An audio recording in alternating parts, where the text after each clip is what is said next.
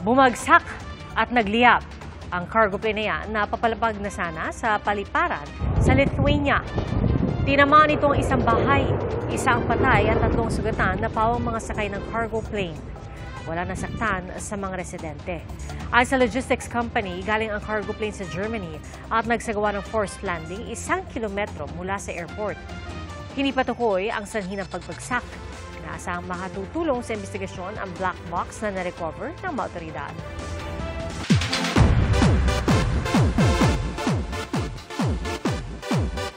Matapos ang 9 na taong relasyon, hiwalay na ang Squid Game actress na si Jung Ho-yeon at Reply 1988 actor na si Lee Dong-wi. Kinumpirma ito ng kanilang agency. Sa kabila po dito, mananatili raw silang good colleagues. Nagsimulang mag-date ang dalawa noong 2015 at kinumpirma sa publiko ang relasyon noong 2016.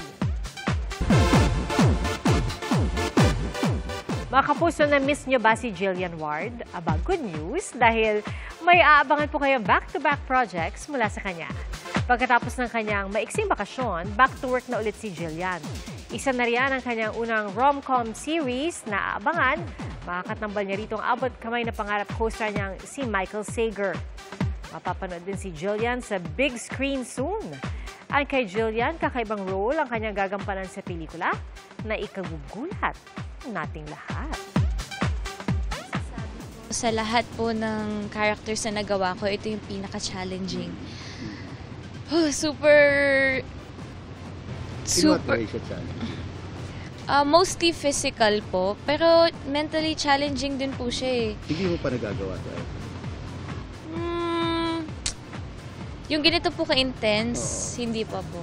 Yung ganito ka-intense talaga. So, na-challenge talaga. Na-challenge yung pagiging artist. Mga kapuso, 29 na araw na lang, Pasko na.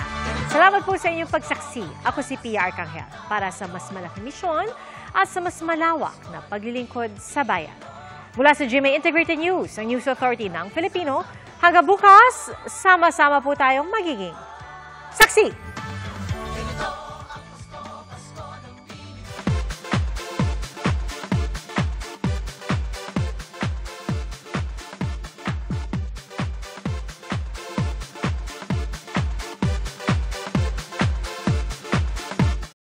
Mga kapuso, maging una sa saksi. Mag-subscribe sa GMA Integrated News sa YouTube para sa iba't ibang balita.